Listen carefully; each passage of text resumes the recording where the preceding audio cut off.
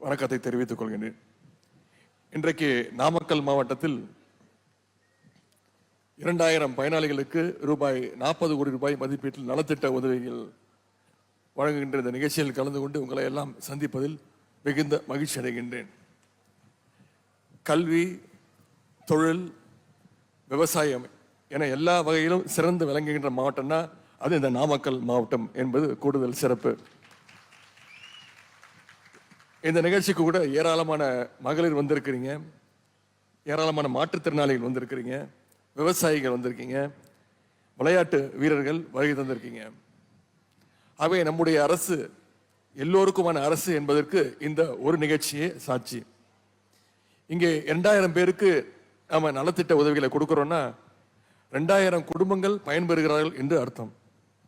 நம்முடைய மாண்பு முதலமைச்சருடைய தலைமையில் தமிழ்நாடு இன்றைக்கு ஒட்டுமொத்த இந்தியாவுக்குமே வழிகாட்டி கொண்டிருக்கிறது. குறிப்பாக சொல்லணும்னா மகளிர் முன்னேற்றத்தில் தமிழ்நாட்டுடைய பல திட்டங்களை இன்றைக்கு பிற மாநிலங்கள் பின்பற்றி கொண்டிருக்கிறது. அதற்கு சில உதாரணங்களை நான் கூற விரும்புகின்றேன். ஆட்சிக்கு வந்தவுடன் நம்முடைய முதலமைச்சர் அவர்கள் போட்ட முதல் கையெழுத்தே மகளிருக்கான உங்களுக்கான அந்த கையெழுத்து தான். அதுதான் மகளிருக்கான விடியல் பயண திட்டம். இந்த விடியல் பயண திட்டத்தின் மூலம் இந்த 4 ஆண்டுகள்ல இதுவரை மகளிர் தமிழ்நாடு முழுக்க 730 கோடி பயணங்களை மேற்கொண்டிருக்கிறாங்க. இந்த நாமக்கல் மாவட்டத்தில் மட்டும் 15 கோடியே 80 லட்சம் பயணங்களை மகளிர் மேற்கொண்டிருக்கிறாங்க. அதே போல புதுவை பெண் தமிழ் புதல்வன் திட்டத்தின் மூலம் அரசு பள்ளியில படிச்சு உயர்கல்வி போய் படிக்கிறதுக்கு எந்த காலேஜா இருந்தாலும் சரி, தனியார் கல்லூரியா இருந்தாலும் சரி, போய் படிக்கக்கூடிய அந்த மாணவர்களுக்கு 1000 ரூபாய் கல்வி ஊக்கத்தொகை, மாணவிக்கு 1000 ரூபாய் கல்வி ஊக்கத்தொகை வழங்குது நம்முடைய அரசு. இப்படி வருடந்தோறும் ஒவ்வொரு வருஷமும் 8 லட்சம் மாணவ மாணவிகளுக்கு மாதம் 1000 ரூபாய் ஊக்கத்தொகையை நம்முடைய முதலமைச்சர் அவர்கள் வழங்கி வர்றாரு. இந்த நாமக்கல் மாவட்டத்தில் மட்டும் இந்த புதுமை பெண் தமிழ் புதல்வன் திட்டத்தின் மூலம் வருடம் 40,000 மாணவ மாணவிகள் பயன்பெற்றுக்கிட்டு வராங்க. அதே மாதிரி தாய்மார்கள் காலையில் எந்திரிச்சு பிள்ளைகளுக்கு சமைச்சு கொடுக்க சிரமப்படக்கூடாதுன்னு நம்முடைய முதலமைச்சர் கொண்டு வந்த திட்டம். குழந்தைங்க பள்ளிக்கூடத்திற்கு போகணும்னு நம்முடைய முதலமைச்சர் கொண்டு வந்த திட்டம் தான் முதலமைச்சருடைய காலை உணவு திட்டம். இந்த திட்டத்தின் மூலம் ஒவ்வொரு நாளும் 20 லட்சம் குழந்தைங்க தமிழ்நாடு முழுக்க பயன்பெற்றுட்டு வராங்க. இந்த நாமக்கல் மாவட்டத்தில் மட்டும் முதலமைச்சருடைய காலை உணவு திட்டத்தின் மூலம் கிட்டத்தட்ட ஒவ்வொரு நாளும் 40,000 குழந்தைங்க பிள்ளைகள் பயன்பெற்றுக்கிட்டு வராங்க. இது எல்லாத்துக்கும் விட மேல எல்லாருமே திரும்பி பார்க்க வைக்கிற ஒரு திட்டம், அதுதான் கலைஞர் மகளிர் உரிமை தொகை திட்டம். இந்த திட்டத்தின் மூலம் கடந்த 22 மாதங்களா 1 கோடியே 15 லட்சம் மகளிருக்கு மாதம் 1000 ரூபாய் கலைஞர் மகளிர் உரிமை தொகை வழங்கப்படுகிறது. இந்த நாமக்கல் மாவட்டத்தில் மட்டும் சுமார் 2,50,000 மகளிருக்கு மாதந்தோறும் 1000 ரூபாய் நம்முடைய முதலமைச்சர் அவர்கள் கொடுத்திருக்கிறார். இது மட்டும் இல்ல, இந்த திட்டத்தில் இன்னும் புதுசா விண்ணப்பிக்கவும் ஏற்பாடுகள் செய்யப்பட்டிருக்கு. இதற்கான விதிகள்லையும் நம்முடைய முதலமைச்சர் அவர்கள் தளர்த்தி இருக்கிறார். ஆகவே இப்படி உங்களுக்காக உழைக்கக்கூடிய அரசாக நம்முடைய முதலமைச்சர் தலைமையிலான அரசு திகழ்ந்து கொண்டிருக்கிறது. இன்று இந்த நிகழ்ச்சியில மட்டும் கிட்டத்தட்ட 1700 பேருக்கு வீட்டு மனை பட்டாக்களை கொடுக்க இருக்கின்றோம். இதன் மூலம் பட்டா எனும் உங்களுடைய சட்டபூர்வ உரிமையை நம்முடைய அரசு நிலைநாட்டி இருக்கின்றது.